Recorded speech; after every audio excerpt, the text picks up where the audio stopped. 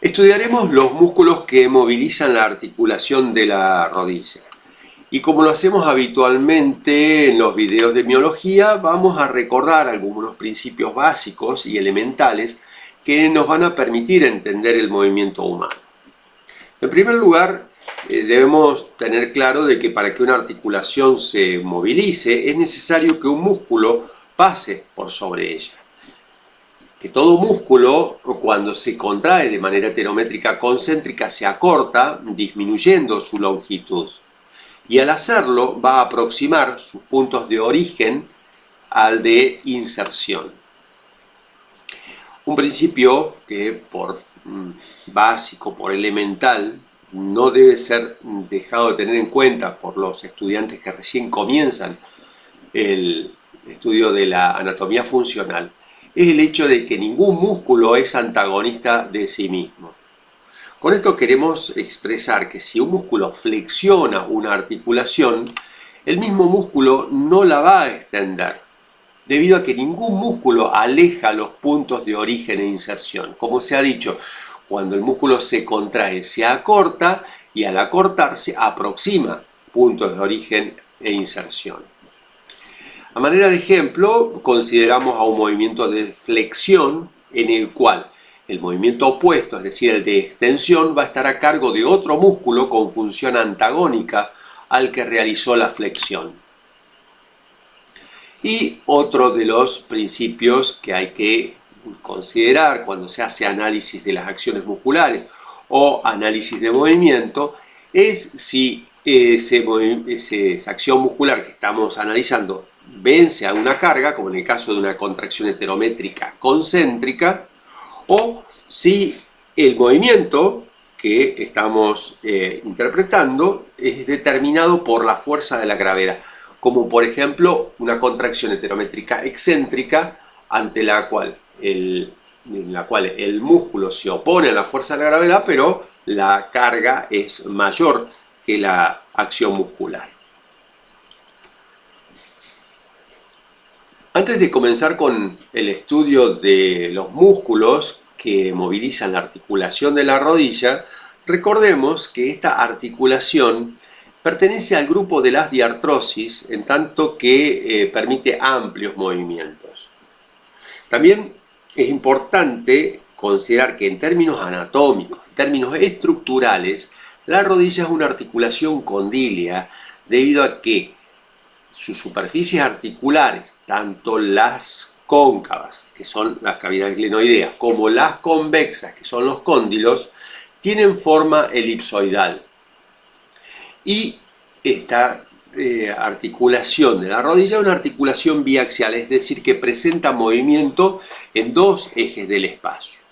Los movimientos de la rodilla son amplios movimientos de flexión y de extensión, pero debido a que la rodilla no es una simple bisagra como una puerta que abre y cierra, es más complejo que esto. La rodilla presenta movimientos de rotación interna y de rotación externa, mínimos movimientos de rotación interna y externa, que se van a producir siempre que se den ciertas condiciones, es decir, siempre que la rodilla esté en flexión, debido a la acción de los ligamentos lateral interno y lateral externo y de otras estructuras de estabilización de la rodilla, no es posible que se produzcan movimientos de rotación cuando la rodilla está extendida. Así que insistimos sobre esto.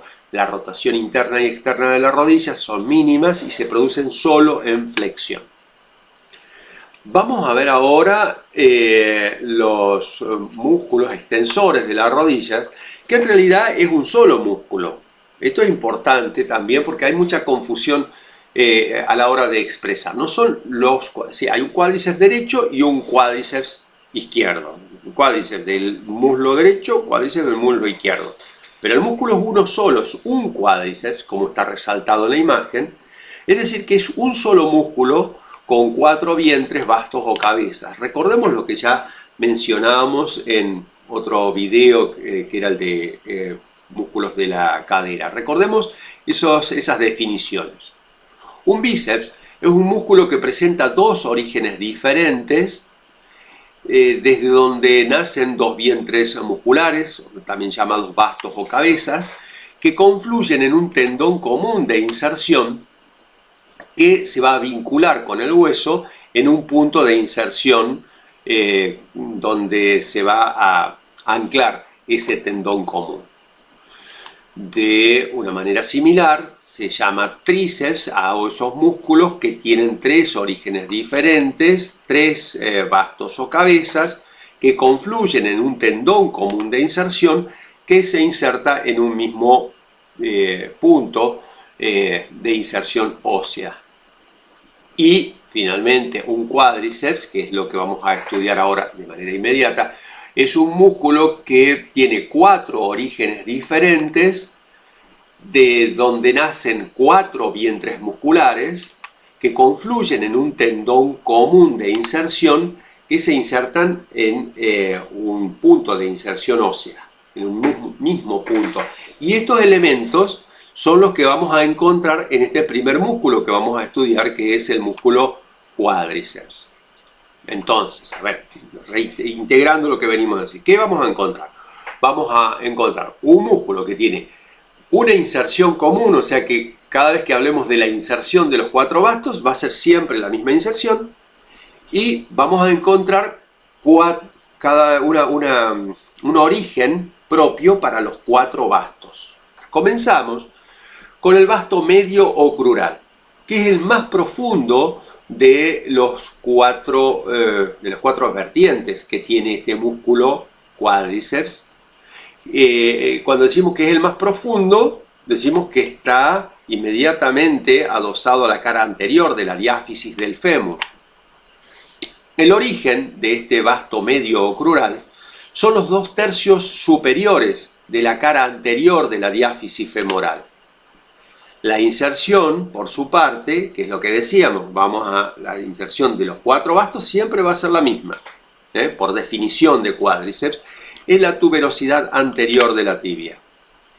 La acción de este músculo sobre la rodilla, que es la articulación que atraviesa, que pasa sobre ella, es la extensión de la rodilla. Sobre la rodilla, los cuatro bastos del cuádriceps van a producir la misma acción, extensión de la rodilla. Veamos ahora los bastos interno y externo. Pero antes de estudiarlo individualmente, veamos algunas particularidades de estos dos músculos. Son músculos que, visto desde frente, en una visión anterior, como se puede observar ahí, van a cubrir al basto medio crural. Si se observa en detalle, se puede identificar claramente que basto interno y basto externo están cubriendo, están por sobre el basto medio o crural, que en esta imagen se observa ahí un poco por debajo, ¿no? Una visión posterior, una vista desde atrás, nos permite también ver otras de las particularidades a las que nos referíamos, que es que basto interno y basto externo se van a originar en el labio interno y el labio externo, respectivamente, de la línea áspera del fémur, en la cara posterior de la diáfisis femoral. Desde ese lugar es que van a dirigirse hacia la parte anterior del muslo, es como que rodean, envuelven dos estructuras fundamentalmente, al fémur, a la diáfisis femoral, y cubren también al basto medio crural. Ahora sí, vamos al estudio particularizado, en detalle, individualizado de cada uno de estos dos bastos. Por su parte, el basto interno ya lo habíamos anticipado, se va a originar en el labio interno de la línea áspera. Y desde allí se dirige hacia adelante, cubriendo el fémur, cubriendo al basto medio crural, y va a insertarse en la tuberosidad anterior de la tibia, ese punto de inserción común de los cuatro bastos del cuádriceps. La acción es la misma de todos los bastos del cuádriceps, o sea, la extensión de la rodilla, pero con una particularidad.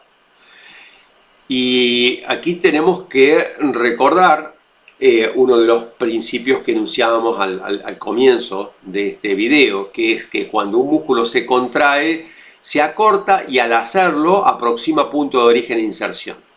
Pero fíjense dónde está el punto de origen. Está del lado de atrás y del lado interno.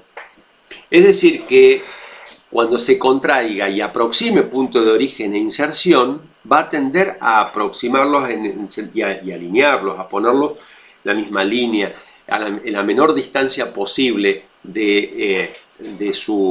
que posibilite la contracción. Y eso va a determinar, o nos va a permitir deducir, la rotación, que también además es responsable de la rotación interna de la rodilla cuando ésta está flexionada. Con esto queremos continuar en la misma línea de trabajo en la cual, conocido el punto de origen y el punto de inserción, las acciones pueden ser deducidas. Siempre apuntamos a que las acciones no sean memorizadas, sino que sean deducidas, siguiendo esos principios elementales que enunciábamos al principio. El vasto externo es un músculo que se va a originar en el labio externo de la línea áspera. También va a rodear al fémur, va a rodear al vasto medio crural, en la zona anterior ya del muslo, para dirigirse a la inserción común, es decir, la tuberosidad anterior de la tibia. Y la acción, además de la acción compartida con los otros vastos, es decir, la extensión de la rodilla, responde a la misma lógica que el vasto interno. Es decir, va a producir también la rotación externa cuando la rodilla esté flexionada. El recto anterior del cuádriceps es el único vasto biarticular que, además de tener acción sobre la rodilla, va a tener acciones sobre la articulación coxofemoral porque atraviesa ambas articulaciones. Este músculo ya ha sido estudiado en el primer video de miología cuando analizábamos las acciones musculares sobre la coxofemoral. Ahora estamos estudiando el mismo músculo, pero con las acciones sobre la rodilla. El origen es la espina ilíaca anteroinferior del hueso ilíaco o coxal correspondiente. La inserción es la misma, por definición, la tuberosidad anterior de la tibia, y la acción de este músculo es la extensión de la rodilla.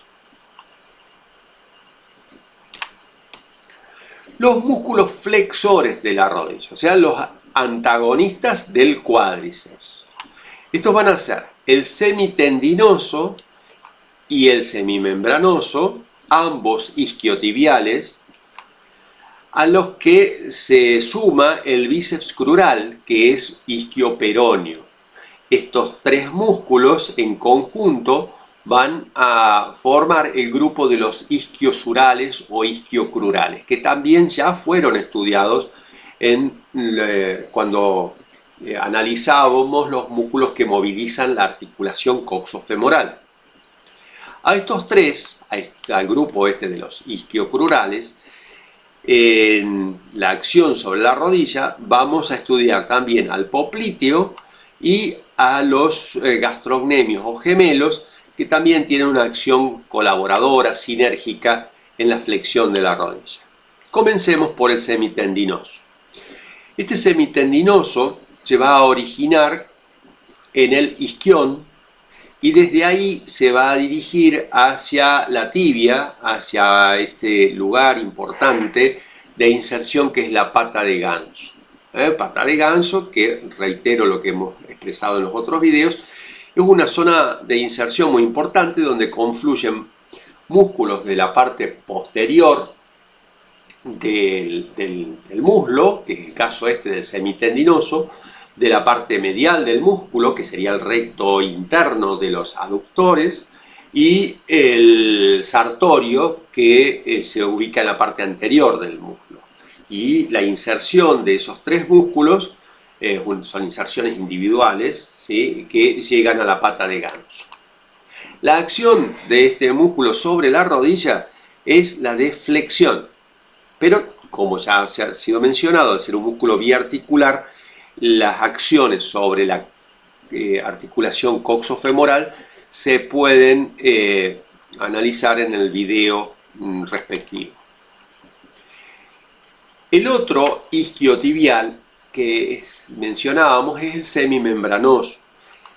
Como su nombre lo dice, va desde el isquión a la tibia, particularmente, específicamente a la parte interna del platillo tibial.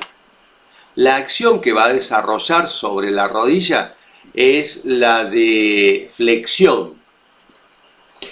Y reiteramos lo mismo que el músculo anterior, que al ser también, al tener acciones sobre la articulación coxofemoral, estas acciones están descritas y pueden ser consultadas en el respectivo video. El bíceps crural tiene como un bíceps, recordando la definición de bíceps, es un músculo que va a presentar dos orígenes y un punto común de inserción. Sus orígenes nos van a llevar a identificar una porción larga y una porción corta. La porción larga se origina en el isquión y la porción corta en el tercio inferior de la línea áspera del fémur. Estamos obviamente en una vista posterior, ahí donde nos está señalando la flecha, y que vamos a tener la precisión inmediatamente a través de la animación. El tercio inferior de la línea áspera del fémur. La porción larga y la porción corta se unen en un tendón común de inserción que va a estar ubicado en la cabeza del peroné. La acción de este músculo va a ser la flexión de la rodilla, y la porción larga, que es biarticular, la vamos a encontrar descrita en el video de músculos que movilizan la articulación coxofemoral. El otro músculo que vamos a describir es el popliteo. Este popliteo se origina en el epicóndilo externo del fémur y desde ahí tiene una dirección oblicua descendente hacia medial para insertarse en la cresta poplitea de la tibia.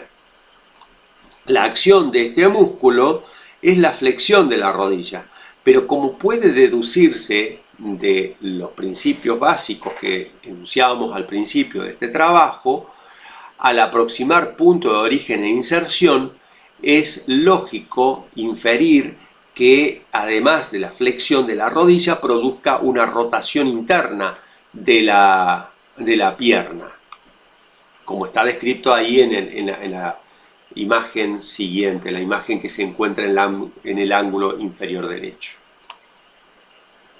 Finalmente, los gastrocnemios o gemelos se van a originar en las superficies rugosas que están por sobre los cóndilos del fémur y se van a insertar en la cara posterior del calcáneo. La acción de estos músculos sobre la rodilla va a ser la flexión fundamentalmente, con una acción muy débil pero importante de ser considerada. Son músculos sinergistas en la flexión de la rodilla. Y al ser un músculo biarticular que forma parte del tríceps sural, va a actuar también en la articulación del tobillo, produciendo la flexión plantar, aspectos que estudiaremos en el respectivo video. Un principio importante para el análisis de los movimientos, que ya veníamos adelantando en el video de los músculos que movilizan la articulación coxofemoral, es el hecho de que todo movimiento es el resultado de acciones integradas de diferentes músculos que deben ser consideradas en esos términos al realizarse los distintos análisis de movimiento. Es decir, con todo movimiento humano ningún músculo va a actuar de manera exclusiva, sino que siempre lo va a ser asociado a otros músculos. Inclusive esa asociación va a tener acciones diferentes a las acciones que tendría ese músculo en particular, o a las descriptas en particular para ese músculo. A esto ya lo veníamos hablando cuando analizábamos al deltoides glúteo, esa estructura funcional que moviliza la articulación coxofemoral. Y en este caso se da una situación similar en otra articulación con otros músculos que son los gastrocnemios y los isquiosurales, que habiendo sido descritos como músculos que producen la flexión de la rodilla, actuando en determinadas condiciones van a poder modificar esa acción y contribuyendo a otro tipo de movimiento. ¿Cuáles son las condiciones? Que, por ejemplo, el pie esté fijo y que las acciones sean simultáneas, sinergizando, colaborando y estabilizando las acciones de otros músculos, como en este caso el cuádriceps en la extensión de la rodilla. ¿Cómo estarían actuando gastrocnemios e isquiosurales en la extensión de la rodilla? Los gastrocnemios traccionando al fémur hacia atrás, los isquiosurales traccionando tibia y peroné hacia atrás. Esto no implica una contradicción con los principios expresados al comienzo del trabajo. ¿Por qué? Porque este movimiento va a estar determinado por el cuádriceps. Y los gastrocnemios y los isquiosurales, en este caso, van a colaborar con esta función protagonista del cuádriceps en esta condición muy particular que está dada por todos estos condicionamientos que acabamos de mencionar. Lo que finalmente queremos significar es que las acciones musculares, si bien deben ser estudiadas inicialmente de manera particular, con una acción específica para cada músculo, esto debe ser analizado integralmente con el tipo de movimiento que estamos considerando al realizar el análisis. Si este video te ha resultado de interés, te pedimos que nos acompañes con un me gusta en el canal YouTube y te suscribas a nuestro canal. Muchas gracias.